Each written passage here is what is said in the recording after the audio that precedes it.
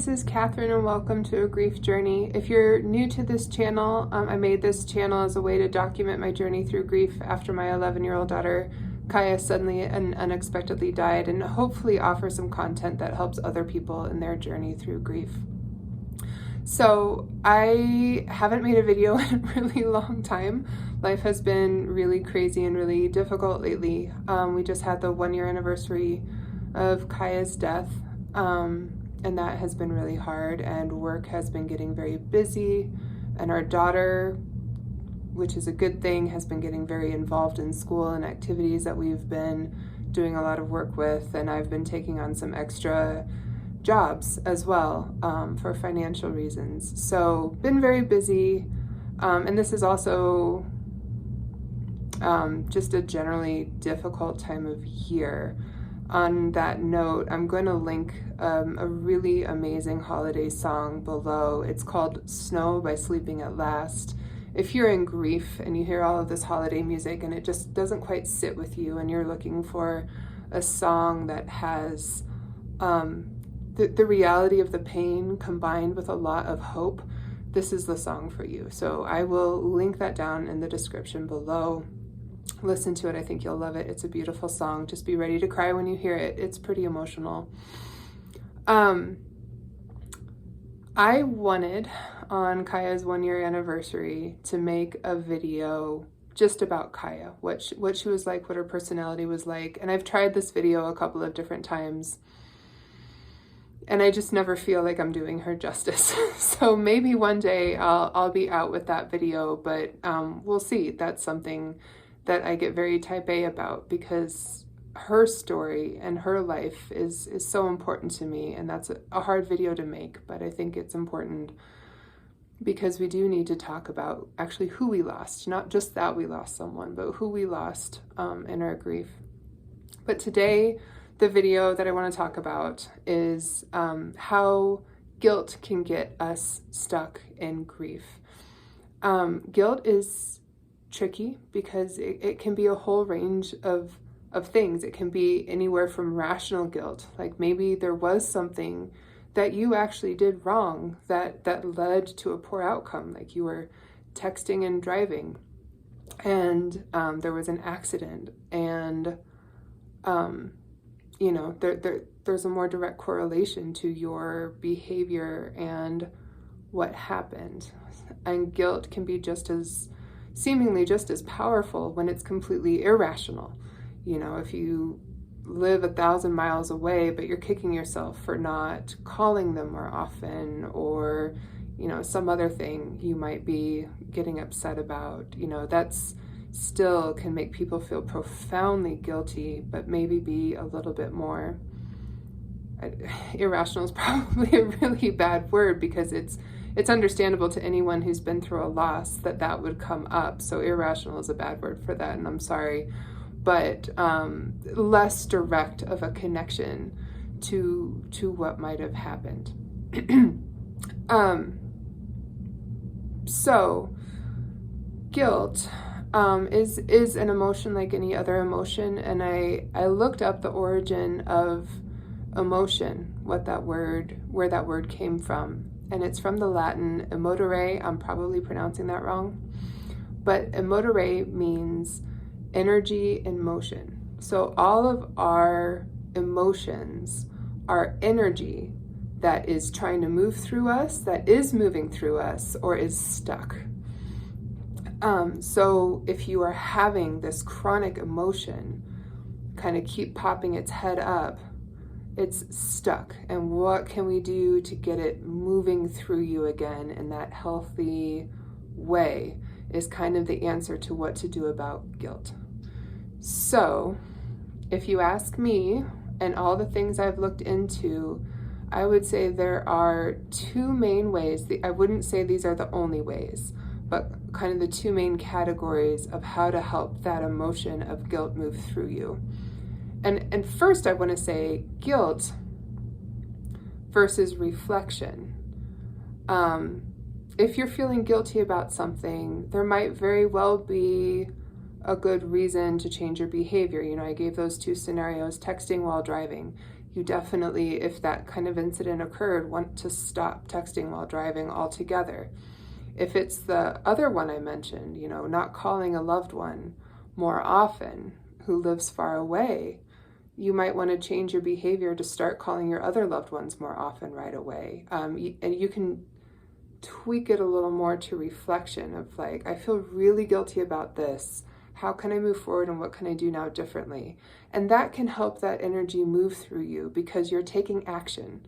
You're taking action on that emotion, and that can help it get a little bit unstuck. Now, this is not a magic cure. This is not an overnight thing. You take a few actions one day, you wake up tomorrow, and you no longer feel guilty. That's not the way this works. This can be a long process depending on how stuck and deep that guilt is. But that is one really good way to make guilt start to move again through you if you're feeling that guilt.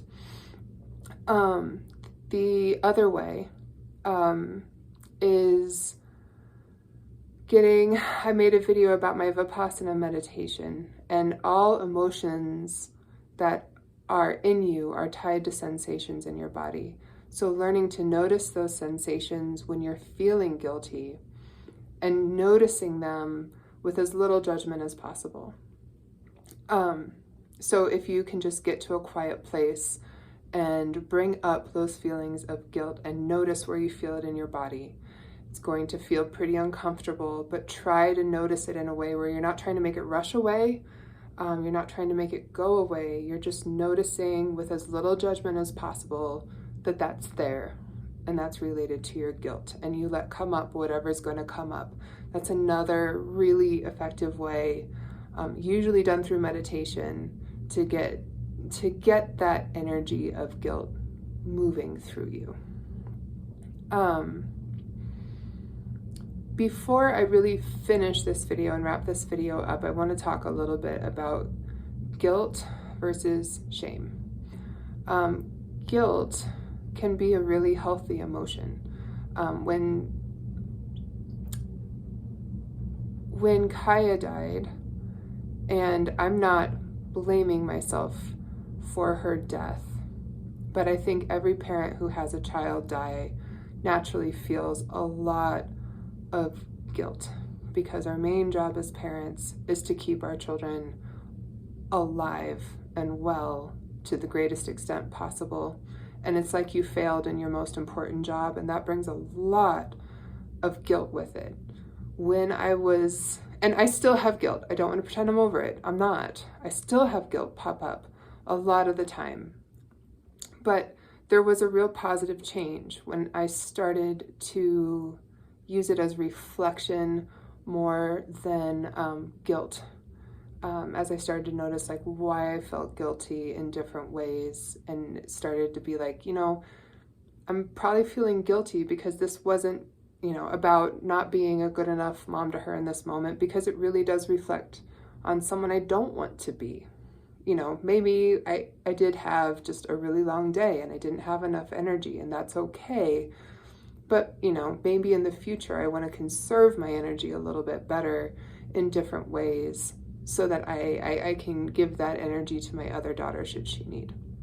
And so when I was able to make it purposeful and move forward with something positive, it did make a huge shift in me, and helped that energy start to move through me. Again, guilt's going to keep coming up, and that's okay. It's going to come and it's go. And I've also addressed guilt through meditation, which has helped as well. And each time it comes up, it's a little less strong, each and every time. But you do really want to address guilt. And if it's going to be extremely painful for you, like with anything, you want a team of support around you. You want to be okay as you go through this, and guilt can be a very difficult emotion to face in these ways. But guilt for too long is kind of like a cut that starts to get infected, and then that infection can spread throughout the body, to the point that everything's affected, and that's where it turns to shame. People have different philosophies on what's guilt versus shame, but to me, shame is something that takes over the whole system for one reason or another, usually through guilt unchecked, unsupported, it kind of festers underneath you. By the time it turns to shame, it can be so difficult to figure out how to address it because it has its claws in everything. Shame, guilt can be a positive emotion, an emotion that can drive you and give you energy to make positive changes if you let it. And if you let yourself see those changes as positive, it can be a very healthy thing. Shame is always going to be toxic. Shame, you can address it, but it is much more difficult. It is always going to be toxic, and it takes a lot to address it. So if you're feeling guilt, I would definitely advise that you try to address it in at least one of these ways. If there's another way you've come across that you really like the idea of, go ahead and use that too. But yes, guilt can turn into toxic shame if you let it sit in there and if you let it fester. So if you're struggling with guilt in your journey of grief, I hope this was a little bit helpful. Guilt can kind of seem impossible to tackle at some times, so I hope you got some ideas from this video. If you like this video, if you're going through a journey of grief yourself and you think it would be helpful to see more videos like this, I'm not super reliable about making regular videos, but click and subscribe, and hopefully you'll get notified when I do finally get around to making more videos. And I wish you all well, and I hope you have a lot of love around you, and a lot of support around you in whatever journey you're going through. And whenever next time is that I manage to make a video, I will see you then. Bye.